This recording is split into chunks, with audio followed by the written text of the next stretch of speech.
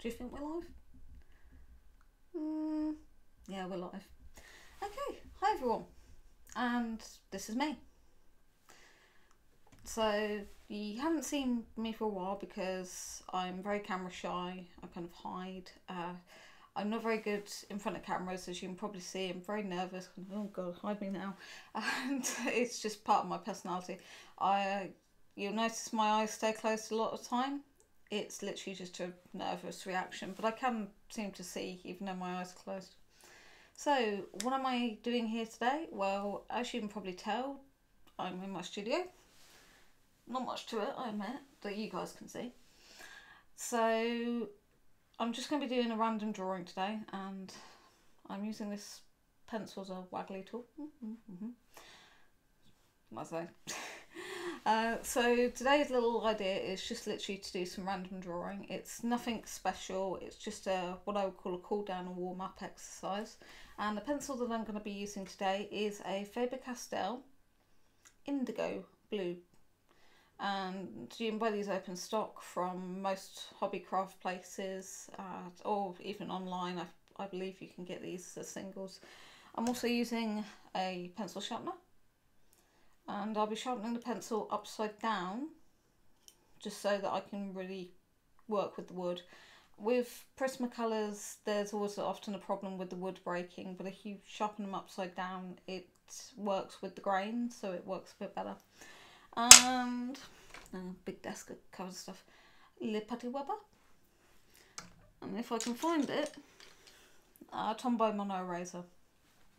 So, questions welcome as always. I apologise if I seem excessively nervous and keeping my eyes appear to keep on being closed. Hey, what can I do? During this video, I hate to see you're going to get to admire the side of my head because I have to face this way. So, not towards you guys. It's not me being rude or anything.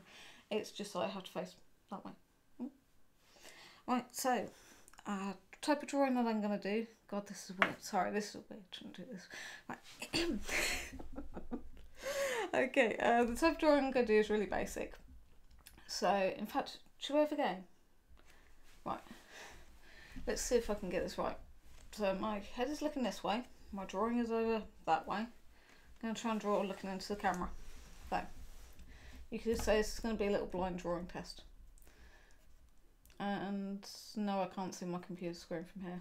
Oh no, lucky. Right. And a brief. So, to do a random drawing, I'm going to start off with a random shape. I'm going to add something to that shape and follow that along. And this is an even better way to do an exercise. And then I've got to have an S curve onto the shoulder. And then that's got to go back. So I'm trying to memorise where I want to put things. Then shoulder blade. Is it shoulder blade? Yeah, shoulder blade. Joint. Down. Along. Then back. You need a blindfold when you can work on it just by hand.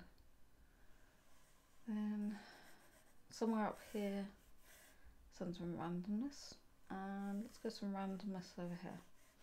So there you go. So what have I drawn?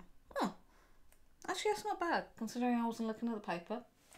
So I've done a really, really bad random drawing. It's turning into something decent. So as you saw, I wasn't pushing too hard with the pencil. That's pretty important. So what can I create out of this? Actually quite a lot. Now because I started with basic shapes, I can simply add a small triangle at the top, bring that down. That's going to form the eye socket. A little half circle above that for the eye ridge. And let's turn this random shape into a really nice crest.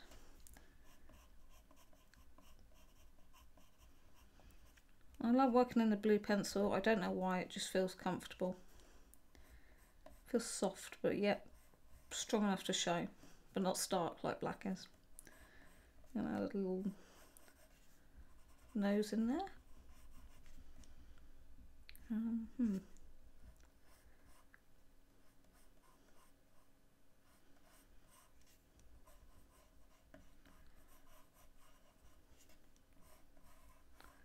I'm just following the random shapes. Actually, quite like the idea of pushing the crest back so it's like a double crest.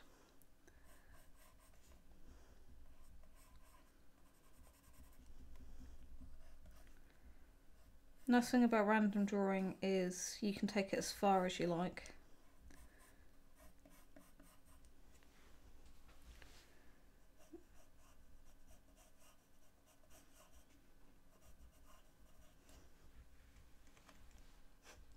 I think that's working. I'll do a horn, almost like a Parasaurolophus has.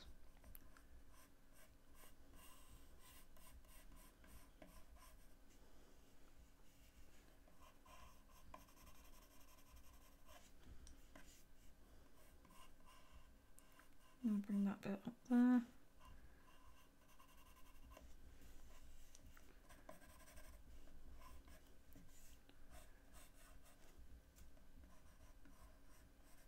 Just need to add in some of the finestras.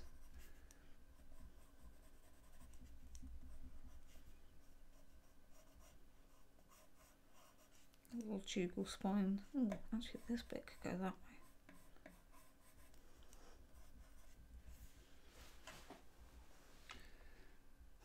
So my spine will be somewhere about there. And the throat's, the airway and the all the tubes are going to be there. No, not epiglottis, jeez. It's been a long day at work.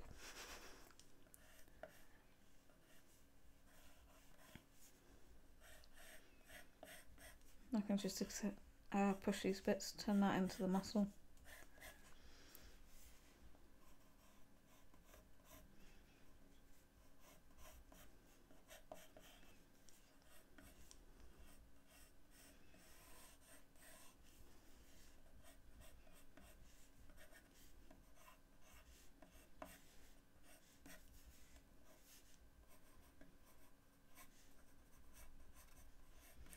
You'll probably notice that there's a bit of change to the lighting. It might be a bit brighter, hopefully. I have got these big lampy things. I'm testing them out. They're really super bright white, so it works nicely against my yellow lampshade lamp. In the UK, they are trying to get rid of a lot of the bigger, better bulbs and go on to the energy saving type ones, which means that the brightness and the whiteness of the lights is a little bit more difficult to get. So I've got these two lamps. It's about 30 quid a bulb now, so I better not break any. And I've only got one on right now because it is bright, and I don't know how much it's gonna cost on the electric bill yet. But hopefully there's going to be less shadowing and such as we go along, hopefully. So my pencil's got a bit blunt, so I'll have to sharpen that in a minute. Let's do a little frill thing here.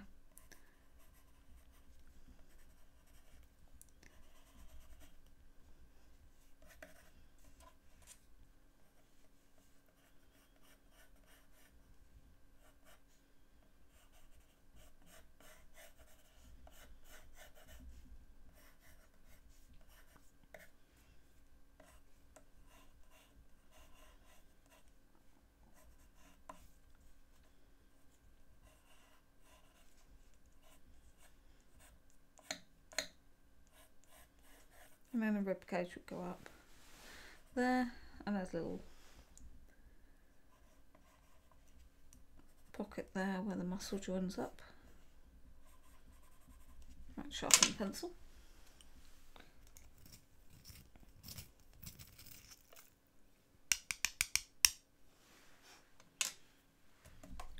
And the point of having the sharpened pencil, I mean, that's not as sharp as I'd like it. I can go a lot sharper if I want to, but the sharper the pencil, then the better the marks you get. And that's why you'll see me rotating a pencil a lot. but I'm not having to push hard to get shadows or variance in the tonal depth of the pencil. I'm literally just using pressure, so keeping my hand nice and light, and that gives me a nice light colour. And then if I want a darker colour, I can just come back over, still using a light hand, and just come back over and do another layer. So you don't need to push hard, just literally gentle layer after gentle layer, and you will start to see variance in your tonal layers. And when you're going, if you're drawing a round object, I haven't really got anything round, well, if you're drawing a round object and you're shading it, your shading lines won't go straight along it, so you're not going to be doing that to shade. You've got to remember that this is you're trying to represent a three-dimensional object, as you call it, rolling around. So to make it three-dimensional, you've got to remember there's a curve here. So when you do your shading, if you're doing it via hatching, make sure you physically curve your line round. Do I have any? I've got an example around here somewhere. Ah, my coursework book. Right, so here we go. It's some of my coursework. Hopefully it's going to show. So you start with your 2D circle. Hope that's showing. Sorry, I'm stretching. And then if you add hatching that curves around and has a curve to it, that can turn it into a three-dimensional object. Does that make sense? And also even by adding a shadow to a flat object, that can turn it into three-dimensional. So, yeah, just be aware of where your lines are going. So back to the real stuff. Well, the doodly. So I'm just going to quickly add in a little bit of shadow up here. And then of course there's going to be cast shadow down here. Sorry about the rocking, it's a wobbly table. We can't all afford expensive desks. That's the thing, my art kit is literally normally just one pencil, normally one of those little clip pencils, just one of them and some paper. Or right now I'm using those Derwent graphic pens. Those are quite good. Some texture.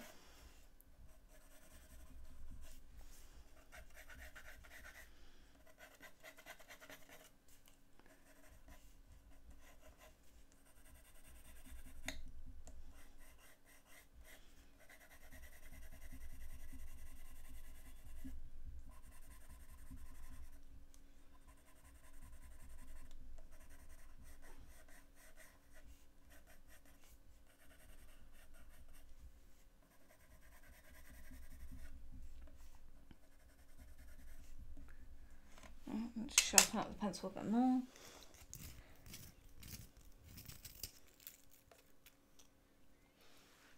And when you sharpen your pencil, if you get it such a really fine point, just be aware that there's a chance the minute you push that tip into the paper that it's going to snap off. So just give it a gentle pull and just see if it'll snap off, and that way it saves breaking it on the paper.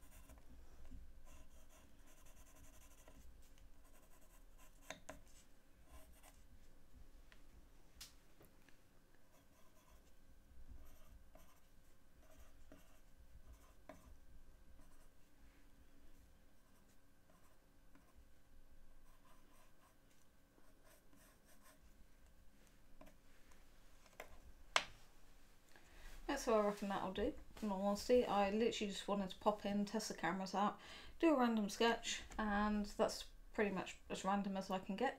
So I hope this video is okay on quality. If you think it's okay, please say. If you don't think it's okay, please say. Any improvements, I'm on a shoestring, but I'm more than willing to have a go and try and get this looking a bit better. If you got any hints and tips, yeah, I'm up for listening. So until next time, I may or may not use this camera, depending on how I feel, you know, see how it goes. But I hope that's given you an idea of how to do some random drawing, literally just by making some shapes and such and then going from there. So till next time, all the best and happy drawing to you all.